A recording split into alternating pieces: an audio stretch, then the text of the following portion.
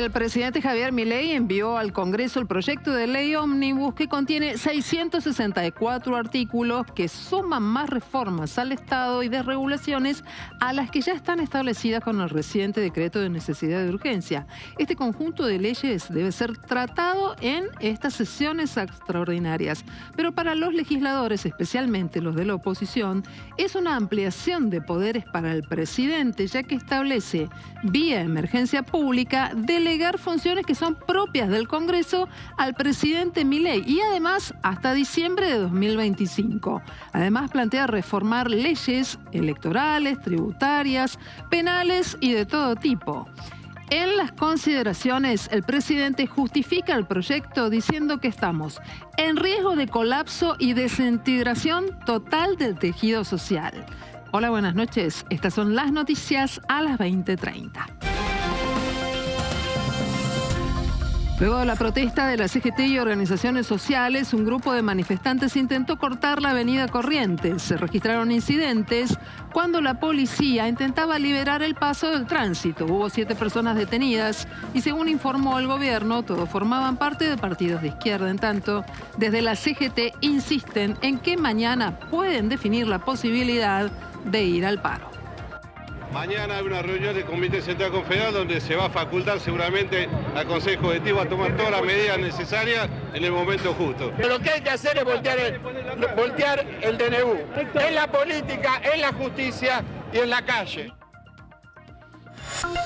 Ingresó a la Cámara de Diputados la ley ómnibus del presidente Javier Milei. El paquete de medidas tiene más de 350 páginas y sobre todo 600 artículos.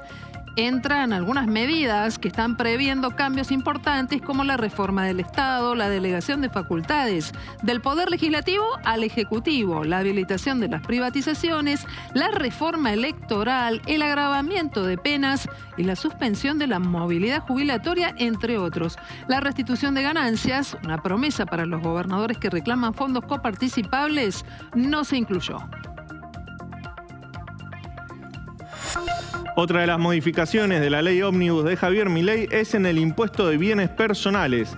Se trata de un nuevo régimen especial en el cual la adhesión será individual y voluntaria y estará abierta hasta marzo de 2024.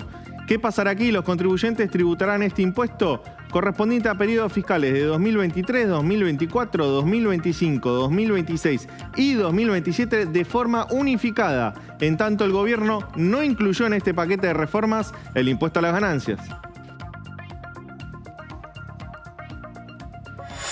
Y se llevaron otra joyita muy importante, de Manchester City a River. Así como se fue Julián Álvarez, ahora es el turno del Diablito Echeverri. ¿Cuánto dinero le va a quedar a River? Una cifra bastante jugosa.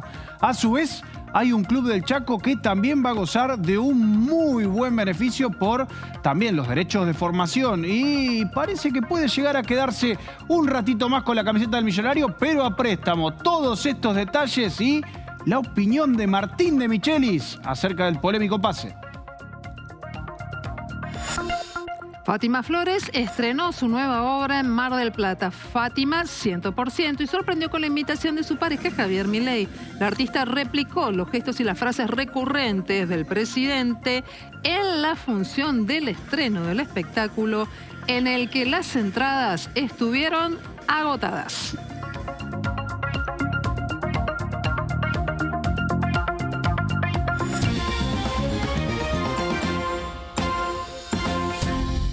Luego de una importante marcha de la CGT, la CTA y también otras organizaciones sociales a tribunales, hubo un grupo de manifestantes que no estuvo vinculado a los gremios que intentó cortar la avenida Corrientes. La policía avanzó en un número muy importante para impedir que se interrumpa la circulación y se produjeron una serie de incidentes que derivaron, entre otras cuestiones, en que se detuvieran a 7 personas. Luego del acto de la CGT comenzó la desconcentración y los incidentes. La policía avanzó sobre los manifestantes que querían cortar la avenida Corrientes. Moyano entregó un papelito de mierda y se mandó a mudar. Debe de salir a protestar con el pueblo. Y al señor Milei mandó toda esta dictadura de mierda a que los reprima. Y soy docente, somos también uno de los sectores muy golpeados. Y bueno, estábamos desde temprano, ahora estábamos ya desconcentrando, hubo acá un poco de un reclamo genuino de gente reclamando contra este ajuste brutal, contra este protocolo represivo que es inentendible que todavía haya alguien que lo avale. La cantidad de fuerzas es terrible y vinieron a decirnos, ustedes no cortan la calle, la cortamos nosotros, porque lo que están haciendo es eso, cortaron la calle en todos lados, nos sacaron de la vereda, nos pegaron. Para hacer cumplir el protocolo antipiquete, las fuerzas de seguridad avanzaron con sus escudos para mover a los manifestantes hacia las veredas. Mientras la tensión crecía, la policía avanzó a paso firme sobre la avenida Corrientes para llevar a los manifestantes hacia la avenida 9 de Julio. Triste papel el que están jugando hoy, triste papel el que están jugando, muy triste el papel que están jugando. Tengo 30 años de aporte, no sé si me voy a llegar a jubilar. Ahora me echan mañana, me pagan nada, boludo. No, estoy... ¿Dónde trabaja? Indignadísima, en una fábrica de ropa interior. Bien, y vino a la protesta. 30 años, desde los 18 años tengo 52. ¿A vos te parece? Mi hermano y yo nos estábamos yendo a mi casa. Nos estábamos yendo, literalmente nos estábamos yendo. Yo me estaba yendo a mi casa, mi hermano se estaba yendo a su casa. Y nos agarraron en la esquina allá, en la otra esquina, y nos empezaron a correr. Nosotros estábamos yéndonos para allá. Únicamente a correr. A corrernos, a pegarnos con el escudo, en la vereda. Con el avance de la policía se redujo la cantidad de manifestantes y solo un grupo minúsculo quedó apostado frente al obelisco. Minutos después se volvió a armar un cordón que terminó de bloquear cualquier posibilidad de cortes. Mientras tanto, las discusiones continuaban. Estamos acá por los derechos de todos, no de nosotros, de ustedes, de nosotros solos. No nos confundamos, no nos confundamos, no nos confundamos, ¿ok? La libertad mía empieza y termina donde empieza y termina tu libertad. Después de reducir a los manifestantes, los efectivos de seguridad se retiraron y liberaron el tránsito en la zona del obelisco. Por su parte, las personas detenidas serán acusadas de atentado y resistencia a la autoridad. El operativo de seguridad dejó como saldo a 7 detenidos y la bronca de muchas personas que se retiraron con fuertes críticas al presidente.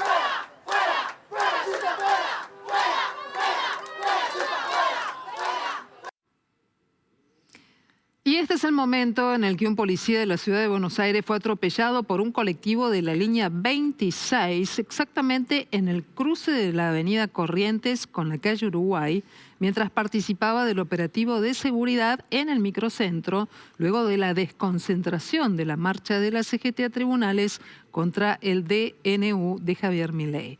Después de los primeros auxilios, el policía fue trasladado al hospital italiano para completar su atención.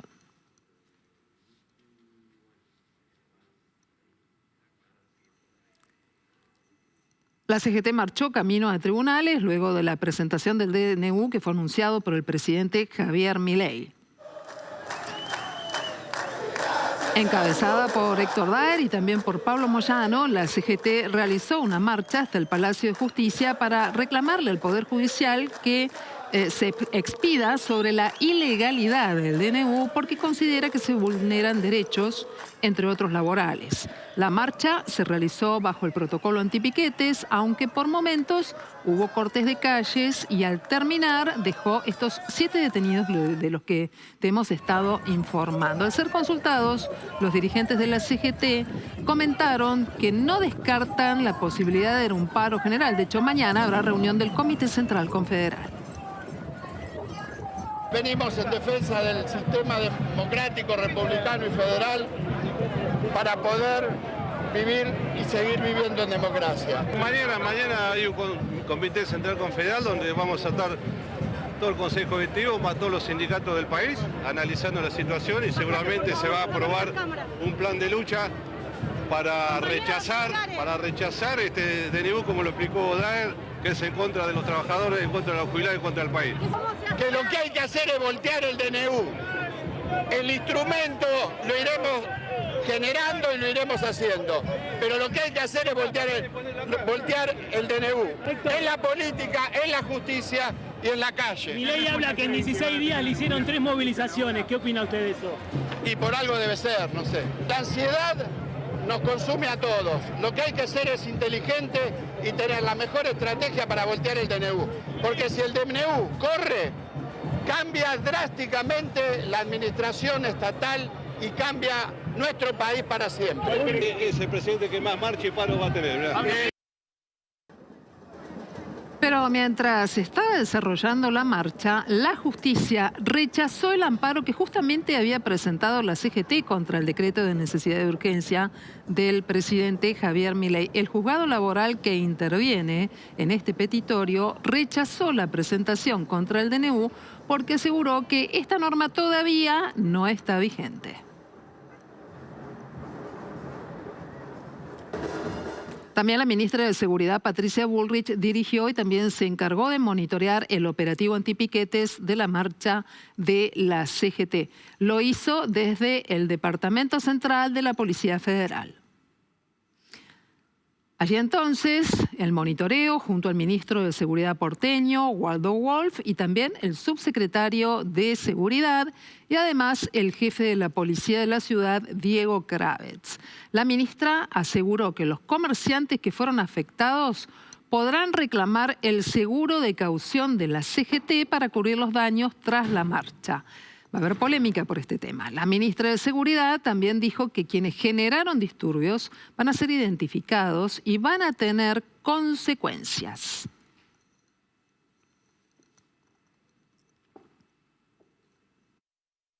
Fue un gran operativo y la plaza se cumplieron todos los requerimientos, la gente llegó por las veredas o acordonada cuando eran muchos para poder cumplir con los protocolos existentes para los cortes de ruta. Las manifestaciones están permitidas, los cortes de calles y de rutas no, como ustedes saben, y se entró muy bien a la plaza.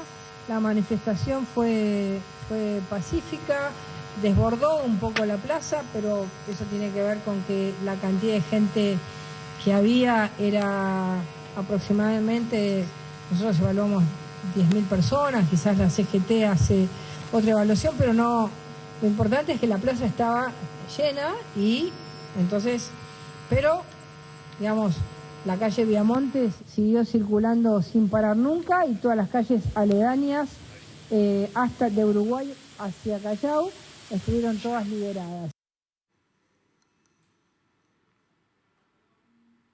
Y esta noche también el jefe de gobierno porteño, Jorge Macri, realizó una exposición a propósito de cómo actuaron las fuerzas policiales de la ciudad de Buenos Aires. Hizo alusión a la situación en la que donde había desorden, ahora hay orden y fue más allá.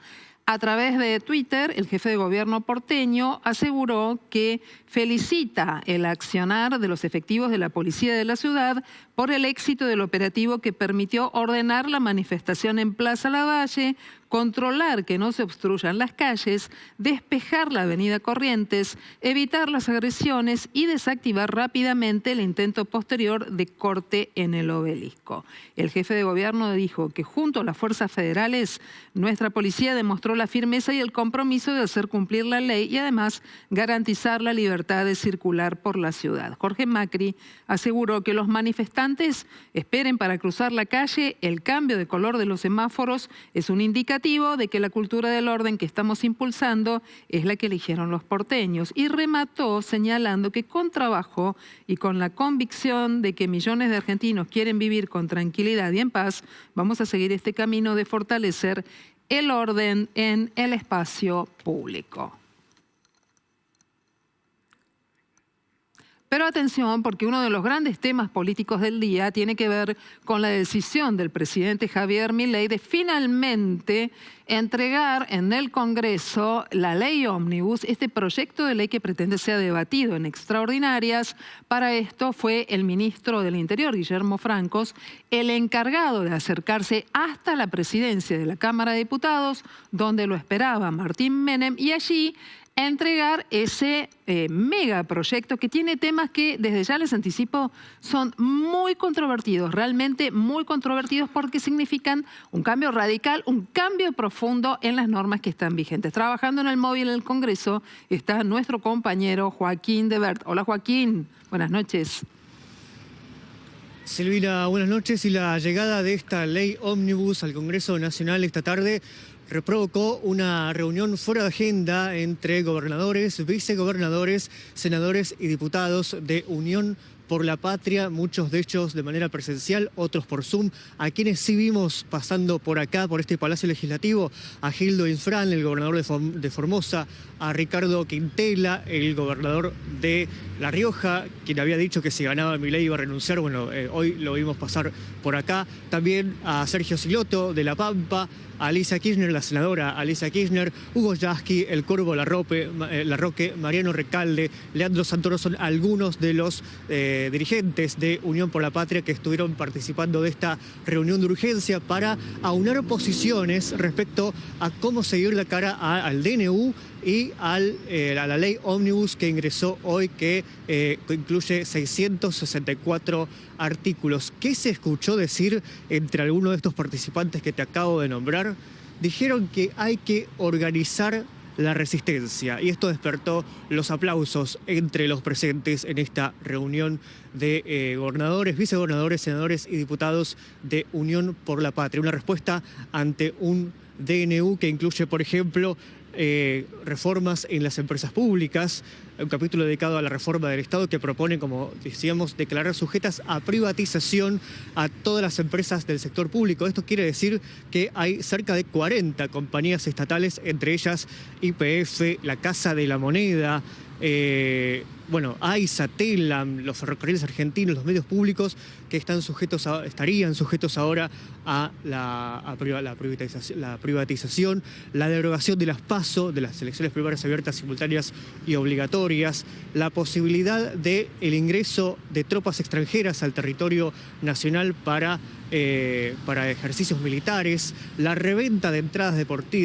eventos deportivos. Bueno, es un montón de medidas que seguramente ahora ustedes van a ir detallando que propone esta ley, a lo que por supuesto el bloque de Unión por la Patria se ha expresado en contra, y tuvieron esta expresión de comenzar a organizar la resistencia, como dijeron acá, puertas adentro en esta reunión. ¿Qué dijeron los participantes ya en declaraciones a la prensa? Que este DNU avasalla atribuciones del Congreso y la división de poderes, y esta ley ómnibus presentada hoy en el Congreso Nacional le da facultades y poderes extraordinarios al presidente. Por lo tanto, dicen desde Unión por la Patria, es inconstitucional. ¿Por qué dicen esto? Porque el artículo más llamativo y que sus detractores están denunciando habla de declarar la emergencia pública en materia de, y tomen nota, económica, financiera, fiscal,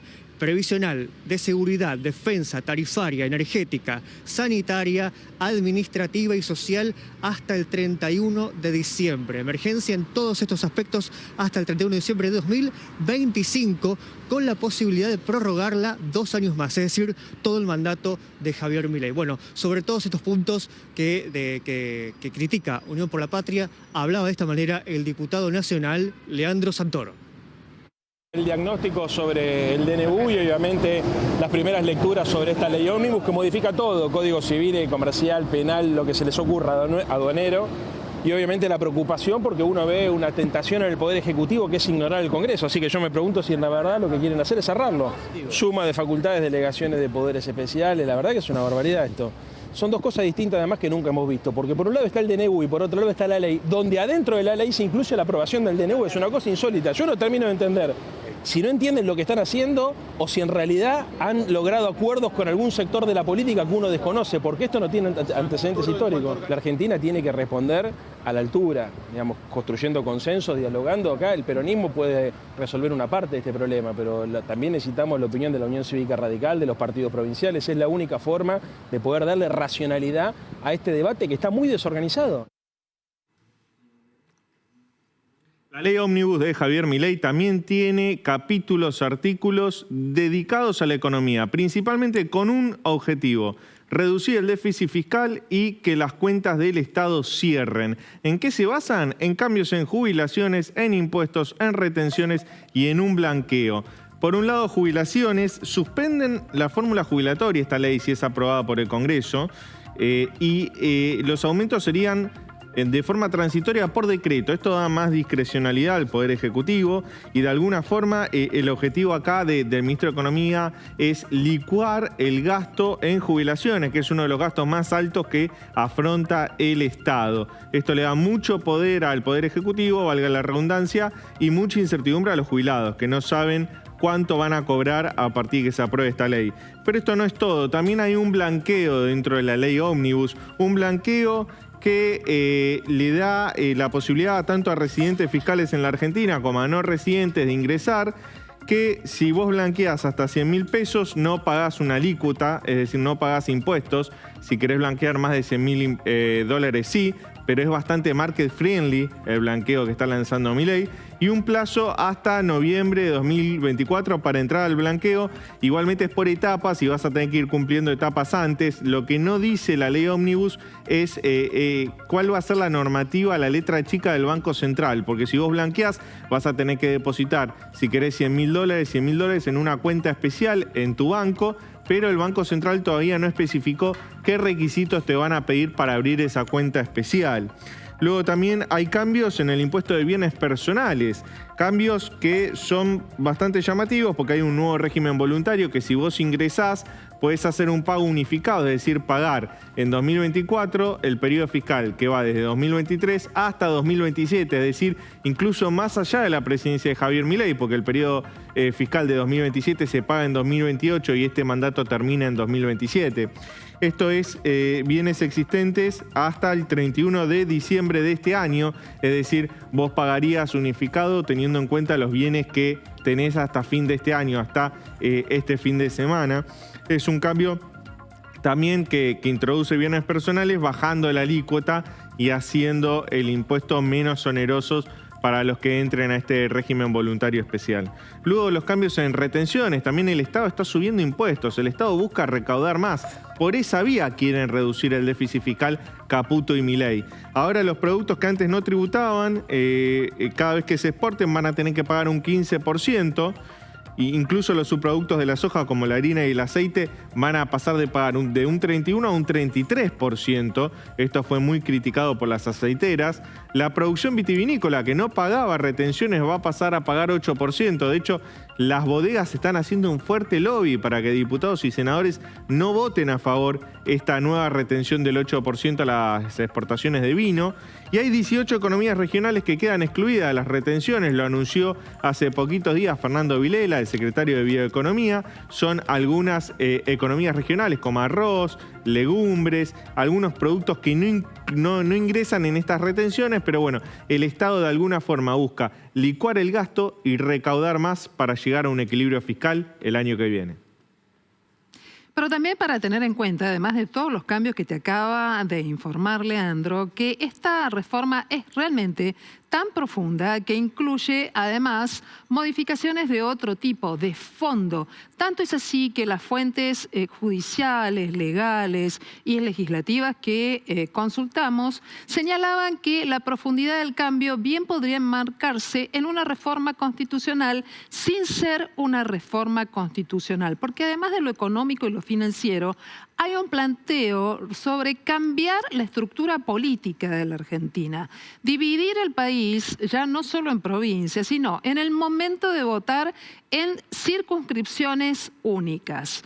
Tener una nueva forma de pensar las elecciones a propósito de cómo se dan estos cambios y además eliminar las elecciones PASO, generar otra estructura de financiamiento para los partidos políticos y sobre todo en esta ley de bases y puntos de partida para la libertad de los argentinos, que es el título elegido por el presidente Javier Milei, un tema que ciertamente es muy político, es muy de fondo y que genera mucha inquietud. Este punto es un punto polémico porque delega facultades del Poder Legislativo en el presidente de la Nación. ¿Qué significa? Que tenés un Congreso que va a estar inactivo. Senadores y diputados que en lugar de debatir las mejores ideas y sostener los mejores proyectos, renuncian a esa potestad que les da la ley y la Constitución para que todo lo resuelva una única persona. ¿Quién? El presidente de la Nación. Imaginen entonces cómo esta tarde estaban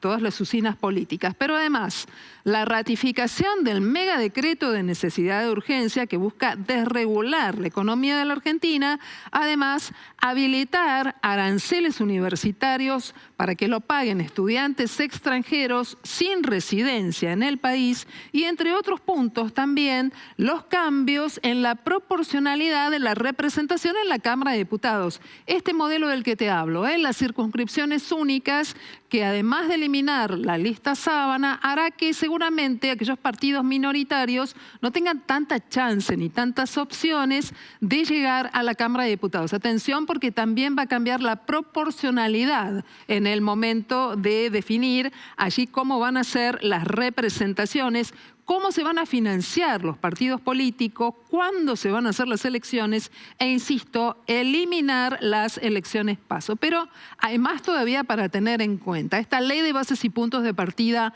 para la libertad de los argentinos tiene todos estos puntos que estamos mencionando, algunos cambios dentro de las cuestiones judiciales hasta la vestimenta de jueces y juezas y, por supuesto, algunas situaciones polémicas que van más allá cuando tocan a la cultura. El Instituto del Cine no desaparece, tampoco el de la música. Pero ¿quién elige a las máximas autoridades?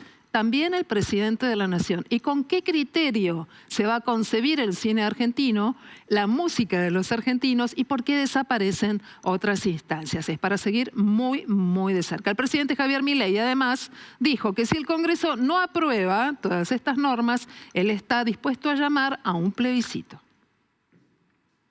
En el caso de que sea rechazado en el tiempo, ¿no?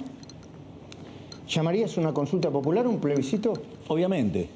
Que me expliquen por qué, digamos, por qué el Congreso se pone en contra de algo que le hace bien a la gente.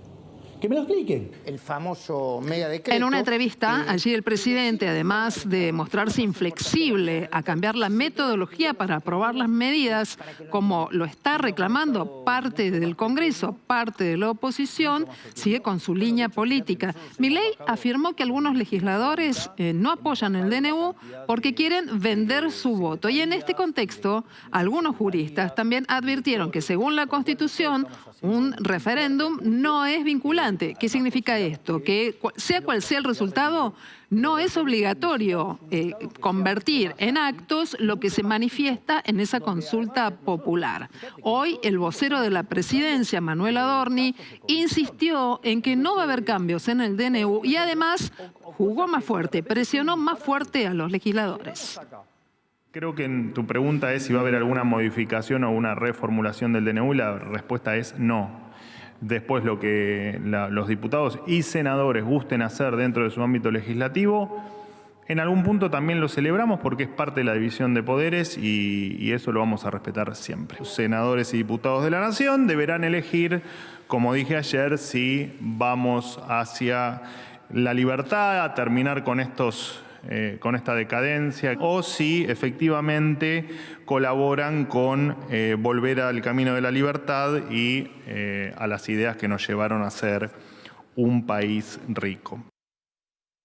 El vocero Adorni también afirmó en esta conferencia que no tienen ninguna denuncia que hacer contra los legisladores porque el presidente hablaba de una situación general, que lo que en realidad hacía era advertirlo para buscar evitar esta cuestión de que haya algún intercambio por los votos. Sin embargo, desde la oposición obviamente se produjeron quejas importantes a partir de las denuncias que hizo Milei. Hay una denuncia muy grave del presidente de la Nación hablando de pedido de coimas para aprobar esta ley ómnibus presentada en el día de la fecha. ¿Qué tiene para decir? Que haga las denuncias, como lo hicimos nosotros cada vez que nos quisieron coimear, como lo hicimos con la ley Banelco en su momento, como lo hicimos cuando quisieron coimear a mi padre para que el negocio de los tickets de canasta se profundizara y lo pudimos derrumbar. Si está en contra de la corrupción, que denuncie, si no es cómplice.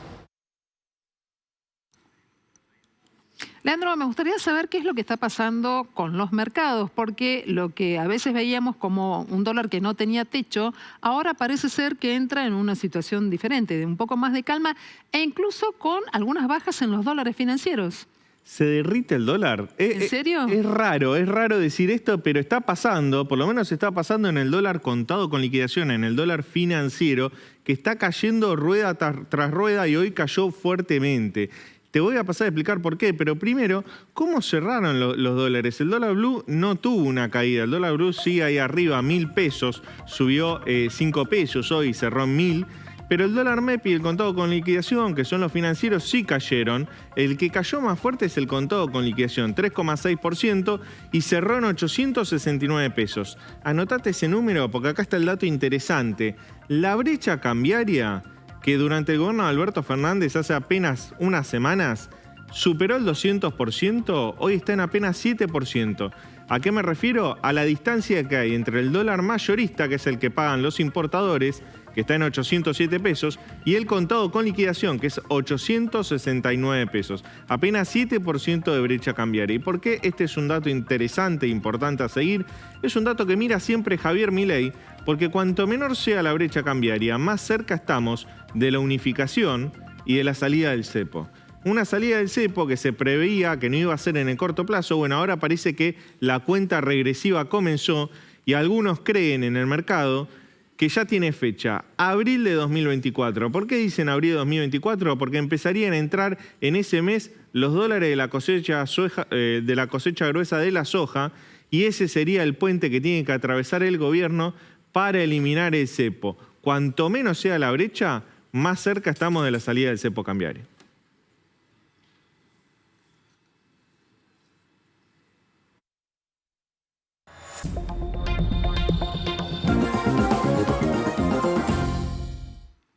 En medio de la reducción de servicios de transporte público en el área metropolitana, el gobierno de la provincia de Buenos Aires lanzó una advertencia. Dijo que no va a poder pagar los subsidios del boleto de colectivos por la quita de recursos de la Nación a la provincia de Buenos Aires. Esto lo marcó especialmente el ministro de Transporte provincial, Jorge Donofrio. Las arcas de la provincia ya cumplieron con el último pago de diciembre y la semana que viene nos vamos a estar en condiciones de pagar los subsidios. Esto lo dijo Donofrio. Y en medio de todas estas cuestiones llegan las vacaciones de verano y las colonias de vacaciones aparecen como una de las opciones más elegidas para las familias y para sus chicos. En clubes y también establecimientos privados de la ciudad de Buenos Aires y en el Gran Buenos Aires ya están disponibles los precios para esta temporada. En términos generales, inscribir a tu hijo en una colonia está por arriba de los 200.000 pesos. Esa es la base para la jornada completa y un valor aproximado de unos 100.000 para lo que es la jornada simple. Hace un año atrás, el rango de precios oscilaba entre los 125.000 y los 45.000. O sea que han aumentado un 120%. La Cámara Criminal y Correccional Federal ratificó el procesamiento de Marcelo Corazza por el delito de corrupción de menores. Corazza fue detenido en marzo pasado, había buscado obtener su excarcelación, lo cual le fue denegado. El fallo judicial expresa que ampliar el procesamiento con prisión preventiva, cuyas demás consideraciones personales obran en autos por considerarlo prima facie autor penalmente responsable del delito de corrupción de menores, es la forma de encuadrar esta situación. Esta resolución confirma las sospechas iniciales y apunta a que hay pruebas suficientes para avanzar con el proceso judicial.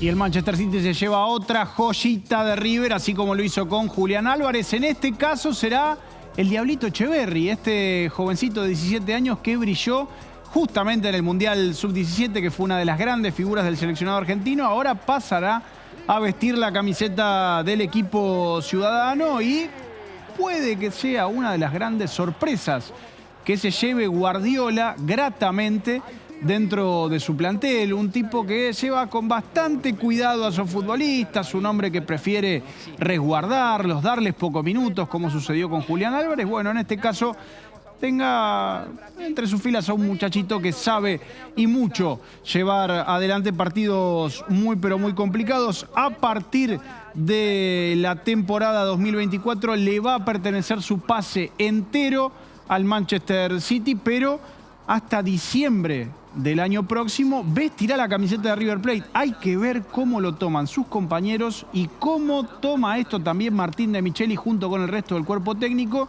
debido a que las últimas declaraciones no gustaron mucho. Esto de no voy a continuar en River, no pienso renovar. Fue muy difícil. Si bien se pagó la cláusula de rescisión por parte del City, que era unos 25 millones de euros, ni más ni menos, esto le va a jugar bastante en contra dentro del vestuario y puede que le complique las cosas. Esperemos que no, porque es un joven muy pero muy prometedor con una gran carrera por delante. Quien decidió también cortar su carrera y seguirla con otra camiseta fue Salomón Rondón, que arregló su salida de River Plate, puso fin a su vínculo con el millonario, y el hombre que solía entrenar con pantalón chupín cortado a la altura de la rodilla, más no shortcito, dijo: basta, me harté de Argentina, literalmente, ¿eh? Se cansó de vivir en nuestro país y ahora se mudará a México para vestir la camiseta del Pachuca. Rescindió con dinero de su bolsillo y resignando también algunos meses de sueldo junto con primas y premios, lo que le quedaba de contrato para poder seguir nuevos horizontes. Dentro del grupo Pachuca será el club principal el que lo tenga. Hubiese sido muy pero muy gracioso que el grupo Pachuca decida traerlo a Talleres de México, a Talleres de Córdoba, ¿no? Cosa de que siga viviendo aquí en Argentina y su incomodidad o su falta de adaptación sea otro problema, más no para molestarlo, sino por la propia ironía. Lo cierto es que este futbolista venezolano, muy pero muy exitoso y muy querido en su selección, en especial por el entrenador, el Bocha Batista, otro argentino que triunfa a lo largo y a lo ancho de Sudamérica, lo tiene ahora también dentro de su más cercano Pachuca de México. La temperatura máxima sobre la ciudad de Buenos Aires alcanzó casi los 30 grados con cielo ligeramente nublado, pero a esta hora de la noche se están registrando tormentas fuertes en el sur de la provincia de Buenos Aires y en la provincia de La Pampa. Esa zona de tormentas, a medida que se desplaza hacia el noreste, va a perder intensidad. Por eso, para mañana sobre la ciudad de Buenos Aires y sus alrededores, esperamos viento norte. La temperatura va a subir todavía más, 32 grados esperamos de máxima para mañana en horas de la tarde. Pero atención, porque no se descarta la probabilidad de algún chaparrón o de alguna tormenta de forma dispersa. A partir del próximo viernes, los valores de temperatura van a empezar a disminuir de forma moderada. Y piensen en un fin de semana con temperaturas máximas que van a estar entre los 24 y los 27 grados. Este mes de diciembre con mucho pasaje de frentes y con temperaturas bastante agradables para la época del año. Pero les tengo que mostrar imágenes de lo que está pasando sobre la laguna de Chascomús, porque en los últimos días, especialmente a partir del 18 de diciembre, los últimos 10 días, miles de peces muertos en la costa de la laguna de Chascomús. Según informaron las autoridades, esto se debe a que la laguna concentra muy poca cantidad de agua, está muy baja debido a las pocas lluvias en la región, además las altas temperaturas y a las tormentas registradas que hicieron que aumente la cantidad de algas, de material orgánico sobre la laguna, y eso está provocando una disminución de la concentración de oxígeno, lo que le provoca la muerte a miles de peces. Ya informaron que están tratando de sacar a mano, levantar a mano los restos de estos animales, pero gran parte de la ciudad de Chascomús con un olor nauseabundo debido a la descomposición de los cuerpos, de los restos de los peces. Se espera entonces que tengan lluvias que puedan mejorar la situación de contaminación sobre Chascomús entre esta noche y mañana en horas de la mañana, pero preocupa porque realmente son mucha la cantidad de peces muertos sobre las costas de la ciudad.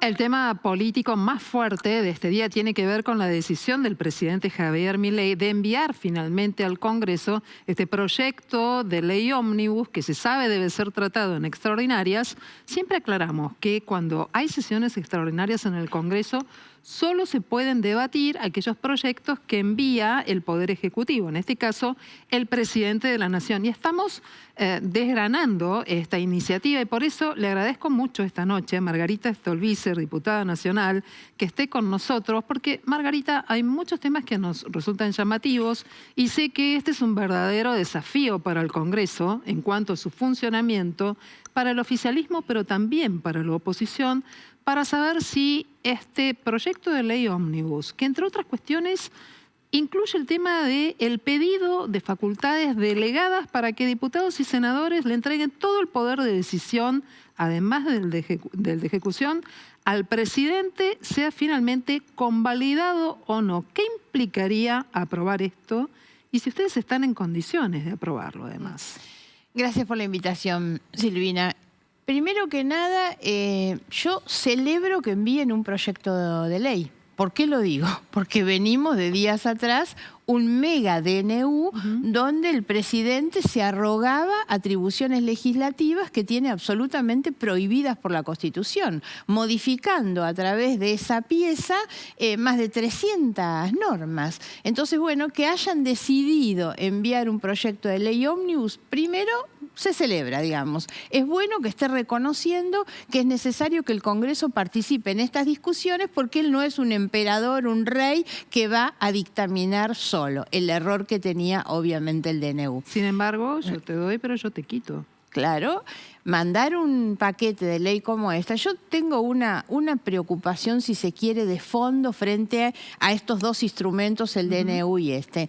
No nos están mostrando un presidente preocupado y ocupado por definir las prioridades de su gobierno que hoy deberían estar enfocadas en cómo le mejora la vida a la gente que tiene que pagar la prepaga, la luz, el gas, la carne y la leche en realidad. Y está distrayendo su atención y la nuestra, porque me pregunto si no hay ahí una intencionalidad en distraer nuestra propia atención para decir, no, pensemos a ver cómo cambiamos la ley del deporte, que es una de las propuestas, o cómo cambiamos la ley del divorcio exprés para que se pueda divorciar sin abogado. La verdad es que hay un desenfoque total de lo que debería estar en la cabeza como prioridad del presidente. De hecho, ¿no? Esta noche en la Casa Rosada se hablaba de la posibilidad de que mientras hay debate en el Parlamento, el presidente genere algunas modificaciones a través de otros decretos de necesidad y urgencia. Exactamente, ese es el problema, porque además no vemos que haya el apuro para tratar el DNU, lógicamente porque se está especulando. Nosotros tenemos, valga recordar esto, una muy mala ley reglamentaria de los decretos, que es la ley que nos legó Cristina Fernández, ¿no? Entre muchas de las cosas que nos pasan, muchas tienen que ver con lo que fueron esos años de desinstitucionalización, corrupción, desenfoque de la economía total que nos dejó el kirchnerismo. Una de esas es una ley que impuso Cristina Fernández cuando ella presidía la Comisión de Asuntos Constitucionales del Senado, Néstor era el presidente, entonces impulsaron esta ley que tenemos, por la cual un decreto vale más que una ley. La ley necesita, para ser tal, pasar por las dos cámaras del Congreso. El decreto necesitaría que las dos cámaras lo rechacen para que no tenga vigencia. Entonces, ¿qué tenemos hoy? Un decreto que mientras que el Congreso no lo trate, sigue vigente, puede producir efectos y obviamente debería haber otros. El Poder Ejecutivo está incluso en mora, en retraso, porque no ha enviado no solo el mega DNU, tampoco envió el decreto, por ejemplo, de cambio de la ley de ministerios y tiene vencidos los 10 días reglamentarios, ¿no? Entonces, me parece, y yo trato de encontrarle una explicación a todas estas desprolijidades, digamos. Lo único que veo es que hay una estrategia de desconocimiento del Congreso, prácticamente, que además esto empieza como el día de jura del presidente de la Nación, cuando da la espalda a la Asamblea Legislativa para hablar al pueblo, populismo de extrema derecha, y esto es más o menos lo mismo, y después su discurso en cadena nacional de presentación del DNU, donde despotricó contra la política todo el tiempo. Si a esto le agregamos que acaba de hacer una denuncia de que los legisladores son coimeros, bueno, me parece que lo que está buscando es confrontar a la sociedad con el Congreso, desconociendo la legitimidad que tenemos quienes estamos en el Congreso. De hecho, insisten en llamarlos castas. El presidente también participó de la Cámara de Diputados. Pero vuelvo a esto, porque me parece que no es un dato menor. El presidente les dice el poder, la totalidad del poder en situación de emergencia económica. Perdón, porque no contesté claro tu pregunta sobre las facultades. Es una cuestión muy importante para tener en cuenta. Muy Ustedes importante. No, pásenme este poder, porque estamos en una emergencia, pásenlo al Poder Ejecutivo. No, además por eso digo, están en el límite muy, muy grave de lo inconstitucional. Lo era el DNU, la falta de la necesidad y urgencia con un Congreso que está esperando que lo convoquen para sesionar, y obviamente esta pretensión de que el Congreso le delegue, le transfiera facultades propias del legislativo como la suma del poder público. Y eso está expresamente prohibido en la Constitución Nacional. Ni él lo puede pretender, ni nosotros se lo podríamos dar. Creo que no ha habido un presidente constitucional que tuviera semejante pretensión en esa dimensión de quedarse con todas las atribuciones del Congreso, ¿no? ¿Te recuerda alguna situación, proceso político similar en América Latina que se viva de esta manera? Bueno, por supuesto que lo que nosotros hemos visto en América Latina con Bolsonaro y también en Estados Unidos con Trump, recordemos que termina casi mandando a tomar el Congreso de la Nación, ¿no? Hay actitudes que podríamos decir son similares. Ahora, son de cuidado, a mí me parece. Porque ¿cuál es la disyuntiva que nosotros tenemos en este nivel de agravio, de insulto, de desconocimiento, esa estrategia de gobernar solo? Es que hay una sociedad que tiene expectativas puestas en este presidente y que nos dice, y no pongan palos en la rueda, acompañen, y nosotros le tenemos que explicar que esto es inconstitucional, las facultades delegadas, el DNU de esta manera, y la gente dice, a mí no me importa, yo quiero que me resuelvan. Por eso la discusión está, o debería estar, dentro de estos instrumentos, ¿cuáles son los que efectivamente sirven para mejorarle la vida a la gente, para poner a la Argentina en un camino de desarrollo realmente, de crecimiento y desarrollo, y cuáles son fuego de artificio para mantenerlos entretenidos, ¿no? Margarita, si el Congreso empezara a trabajar a todo vapor, ahora en el verano, en el periodo de sesiones extraordinarias, algo que no pasó en 2023, ¿cuánto tiempo tardaría en tratar y aprobar o rechazar un proyecto de ley tan vasto, tan amplio, que me imagino involucra un montón de comisiones? Muchísimas comisiones, muchísimos temas en realidad, y además si tomáramos solamente uno de los temas gruesos dentro de lo que son las pretensiones o las expectativas del presidente, que son las privatizaciones, por ejemplo, es imposible tener una posición común sobre las 40 empresas. Yo incluso me sorprendí con la existencia de algunas empresas que ni siquiera sabía que existían y que, por supuesto, me parece que el Estado debe desprenderse de ellas, que son absolutamente inútiles para el Estado. Ahora, hay otras que no corren por la misma vía. Yo digo, el Banco Nación, hablar de privatizar el Banco de la Nación, que no es solo una entidad financiera que uno dice bajás el Banco Nación y hay más negocio para los bancos privados.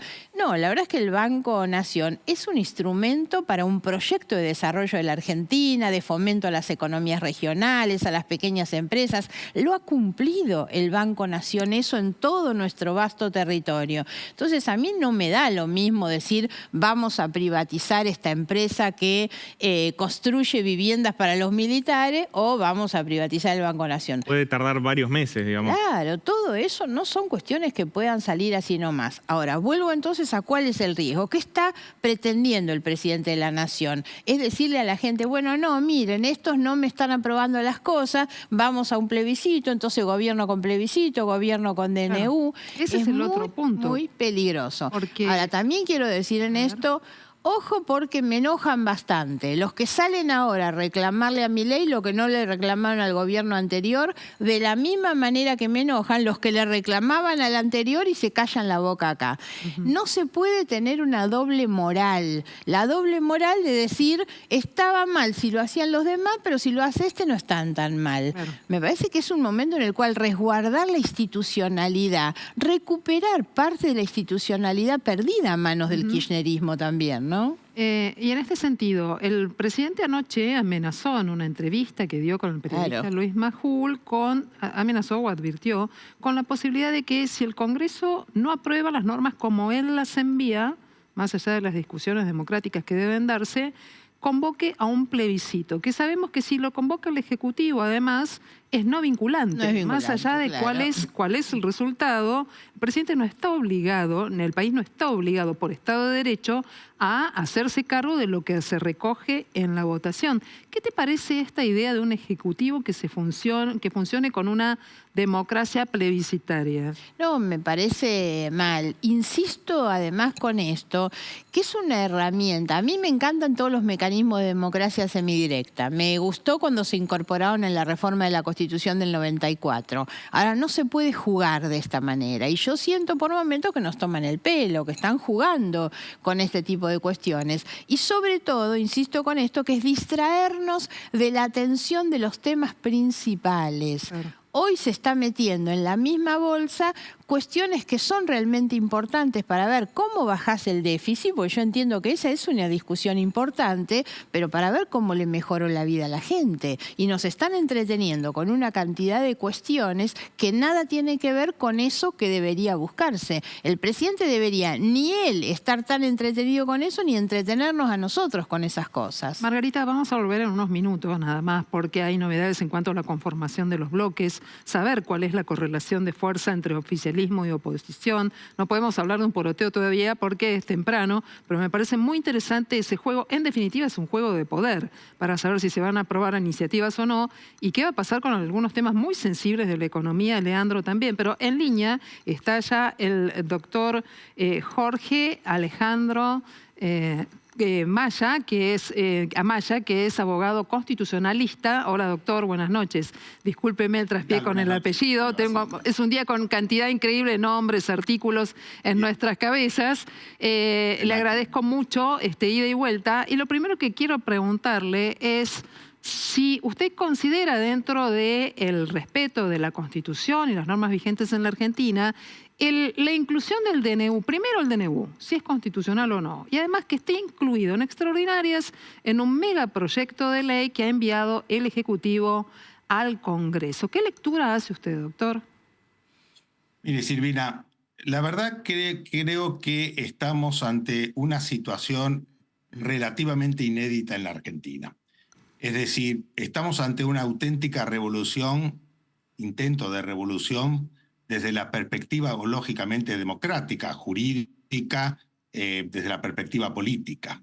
Si usted me pregunta qué pienso yo del DNU, desde el punto de vista formal, creo que el DNU no resistiría un test de constitucionalidad en términos, yo diría, clásicos. Si uno mira la jurisprudencia de la Corte, sobre todo la jurisprudencia más cercana en el tiempo de la Corte, los casos Verocchi, los casos, por ejemplo, Sofrocar, un último caso con consumidores argentinos, uno va a determinar que la Corte ha sido bastante restrictiva en los últimos años para la convalidación de la constitucionalidad de los decretos de necesidad y urgencia. Si uno mira otra jurisprudencia de la Corte, va a ver que la Corte, caso Rodríguez esencialmente en la década del 90, va a ver que la Corte ha sido más laxa en ese sentido. Lo cierto es que si uno evalúa ese test de constitucionalidad en función de si realmente este decreto cumple con los requisitos de excepcionalidad, que el presidente lo emitió porque no pudo haber cumplido el trámite normal de las leyes, en principio parecería que esto no cabe en la norma constitucional. Ahora, la última palabra la va a tener el Congreso. Usted sabe que el Congreso va a poder decidir, evidentemente, si rechaza el decreto de necesidad de urgencia o queda convalidado conforme la ley reglamentaria, que es una ley, obviamente, con varias deficiencias, dictada en una época con una intencionalidad política determinada, pero que, bueno, ahora va a tener que, obviamente, aplicarse y convalidar o no el decreto de necesidad de urgencia. Pero doctor, ¿por qué porque usted habla de un proceso? Una sola idea. Ok. No, me parece que este decreto y esta situación que se está generando política con el gobierno del presidente Milei, no solamente el decreto de necesidad de urgencia, sino el trámite justamente de la ley ómnibus que ha sido remitida hoy al Congreso, claramente va a obligar no solamente a la política a nuevos criterios, nuevas argumentaciones, nuevos consensos eventualmente, sino también a la justicia seguramente a nuevas interpretaciones constitucionales. Bueno, quería preguntarle a propósito de la lectura que usted introdujo con la idea de que es un proceso revolucionario, pero inconstitucional a su vez. ¿Cómo hacemos una síntesis entre estas dos cuestiones? Lo que pasa, Silvina, que las cuestiones no son tan claramente constitucionales o inconstitucionales en la Argentina, en el mundo en general. La Constitución es una norma abierta, no es una norma cerrada. Es una norma que permite distintas interpretaciones. Y esto lo hemos visto a lo largo de la historia del país, en términos generales. Lo hemos visto en las distintas composiciones de la Corte. La Corte Argentina ha declarado constitucionales unas leyes y con una composición posterior las ha declarado inconstitucionales. Por lo tanto, poner los términos en blanco y negro va a depender mucho, obviamente, de la ideología del intérprete constitucional y de la situación histórica y política que vive el país en un momento determinado. Cuando un gobierno, llega... que se aplico los criterios clásicos en torno al control de constitucionalidad de los decretos de necesidad y urgencia, este decreto no resiste el test de constitucionalidad. Pero esta última palabra la va a tener, por supuesto, la justicia. También hice un punto, una pausa en la cuestión política de quien interprete la norma, que no es un dato menor, porque un gobierno que recién llega normalmente suele tener cierto respaldo también en algunos casos por parte del Poder Judicial. Esto es un punto para mirar. Pero hay otro más que me preocupa teniendo una perspectiva a futuro, a un mediano plazo, por ejemplo, y es el hecho de que algún nuevo presidente pueda generar o intente generar reformas de fondo a través de un DNU. Por ejemplo, si alguien llega y dice quiero reformar el Poder Judicial porque es antiguo, anacrónico, responde a un proceso que ya no tiene que ver con la actualidad. Me parece que esa lectura tal vez esté faltando en lo que es inmediato y un mediano plazo. Sí, sin ningún tipo de duda, digamos, toda utilización de mecanismos jurídicos en el marco de la emergencia o de la excepcionalidad corren el riesgo, sin ningún tipo de duda, que luego sean invocados con fines distintos, lógicamente, a lo que uno puede llegar eventualmente a aceptar o no.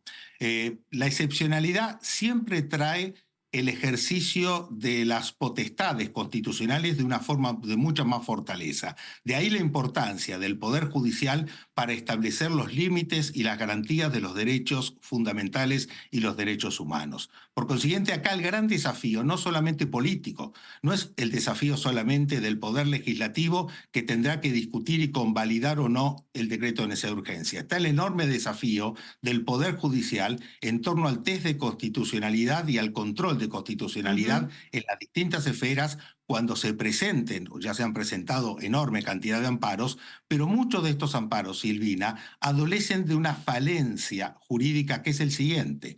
Es decir, son amparos que se presentan en forma colectiva pidiendo un control abstracto de constitucionalidad del decreto. La Argentina no tiene un sistema de control de constitucionalidad abstracto como existe en Europa o como existe en otros países latinoamericanos. El control es siempre concreto en un caso concreto donde las partes deben acreditar la existencia de una causa y el perjuicio concreto que les causa en esa causa, porque la declaración de inconstitucionalidad no es expansivo o erga omnes, sino es solamente con efectos en el caso concreto. Muy bien, doctor, le agradezco mucho su mirada, lo vamos a tener en cuenta sobre este tema y algunos otros más, porque también rondan la idea de hacer una suerte de democracia plebiscitaria que tampoco tiene que ver con la forma en la cual se sostiene el ejercicio del poder en la Argentina. Es el doctor Jorge Alejandro Amaya, abogado constitucionalista. Le agradecemos mucho esta ida y vuelta aquí en Noticias a las 20:30.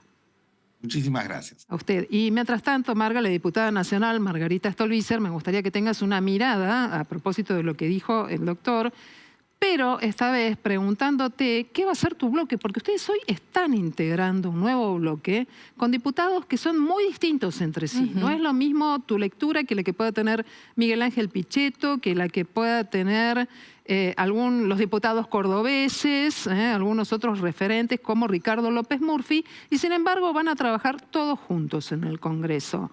¿Van a aprobar, van a rechazar el DNU? ¿Cómo se plantan frente a todas estas iniciativas? Sí, a ver, no tenemos miradas tan distintas en este momento, más allá de que pueda ocurrir que nuestro bloque tan amplio y tan diverso en el trayecto del año, en algún momento podemos estar votando alguna cosa distinta, pero tenemos hoy una misma visión de lo que significa discutir un proyecto de país, discutirlo en términos federales. Nos referenciamos mucho con los gobernadores, por ejemplo, porque la verdad es que queremos defender la vigencia de una Constitución que, entre otras cosas, tiene un Estado democrático, republicano y federal, ¿no?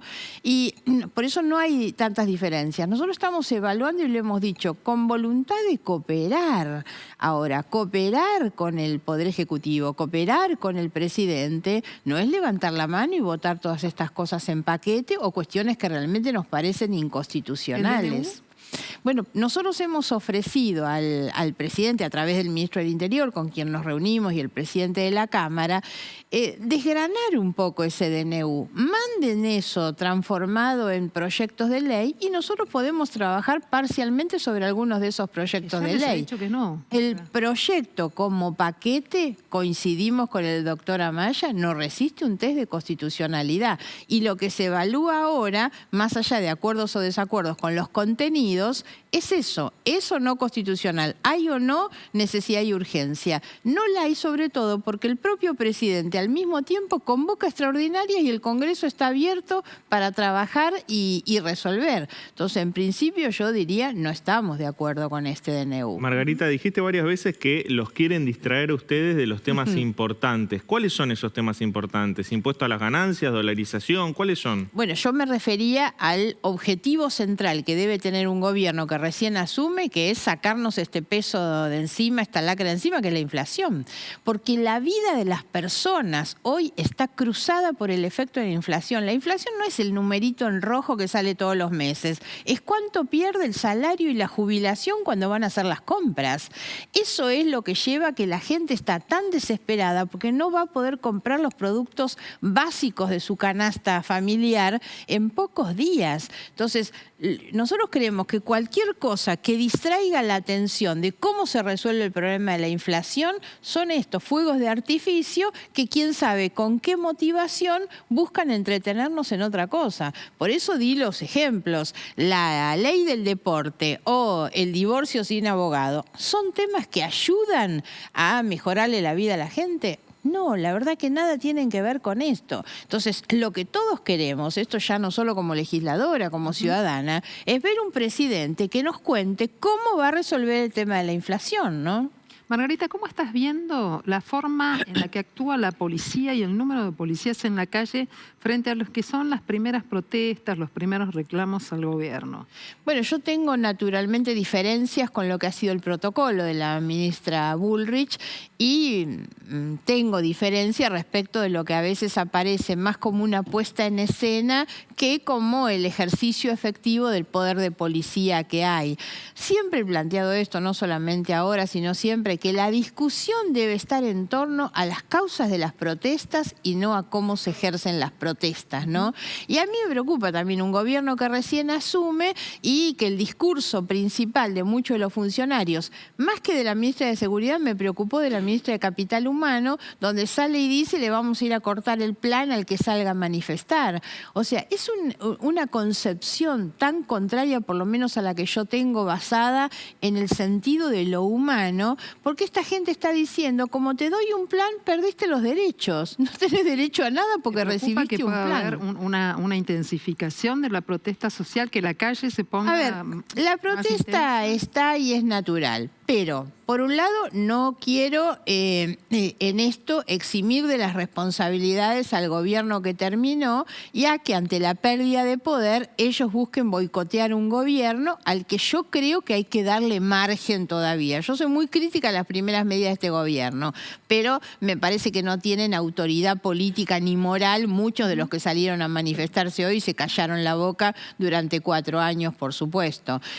Después, la protesta, hay que ver qué pasa con los jubilados, qué pasa con la fórmula de las jubilaciones, por supuesto. Y yo digo, el día que salga el jubilado a decir, miren, yo perdí todo esto, y me parece que hay que saber escuchar muchas de esas cosas. Entonces hay que tener mucho, pero mucho cuidado sobre cómo se encara la reacción oficial, pública, frente a ese tipo de protestas. Muy bien, ¿con qué nombre quedó finalmente este nuevo bloque que reúne a tantos referentes políticos? Hacemos Coalición Federal, porque es la unión de 3 bloques que era Cambio Federal, que es el bloque en el que yo integro junto con Pichetto, Massot, Monzó, López Murphy, el bloque de la Coalición Cívica, que lidera Juan Manuel López, y el bloque Hacemos un País, donde están los cordobeses, Randazzo y los 2 socialistas de Santa Fe. La unión de todo eso hacemos Coalición Federal.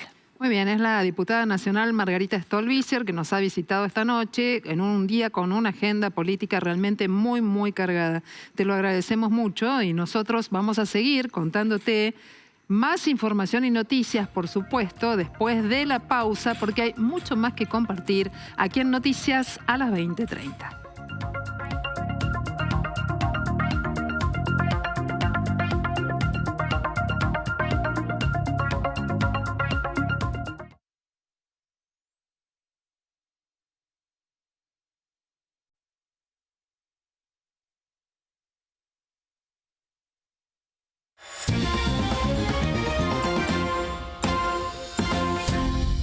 Esta noche en la Casa Rosada se estaba pensando en la posibilidad de que el presidente Javier Milei viaje a Mar del Plata. Te preguntarás por qué.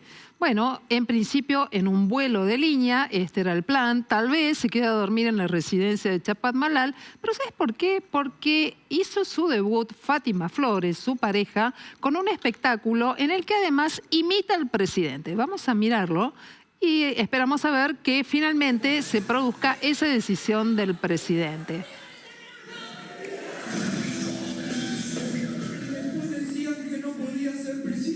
Allí la escuchás hablando y cantando como lo hace el presidente Javier Milei. El espectáculo se llama Fátima al 100%, en el que imita a varios de los gestos de su pareja, mientras de fondo se escucha la canción de la renga Panic Show, que es uno de los clásicos que Milei usó durante su campaña. La participación de Fátima fue tan esperada, pero tan esperada, que finalmente se agotaron todas las localidades en esa función de estreno.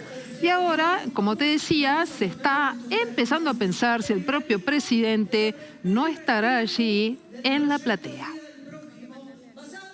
En el principio de no agresión y en defensa del derecho a la vida, a la libertad, a la propiedad.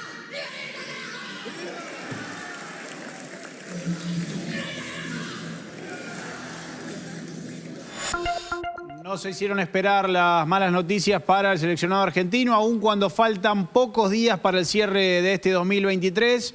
En este caso fue el Cuti Romero el perjudicado y estará un tiempo considerable fuera de las canchas, por lo que puede que se pierda los primeros meses de la próxima temporada, porque sufrió una lesión en el último juego del Tottenham frente al Everton y su equipo comunicó que va a demorar bastante la recuperación. Está entre los jugadores más importantes del seleccionado argentino y después de viralizarse la fotografía, después de todo lo crudo que se vivió en el partido, se vio que no va a poder seguir y que además de todo va a estar out y se perderá por lo menos los próximos 5 partidos con el club inglés. Se prevé su vuelta para el 24 de febrero cuando el Tottenham enfrente al Brighton, ex equipo de Alexis McAllister.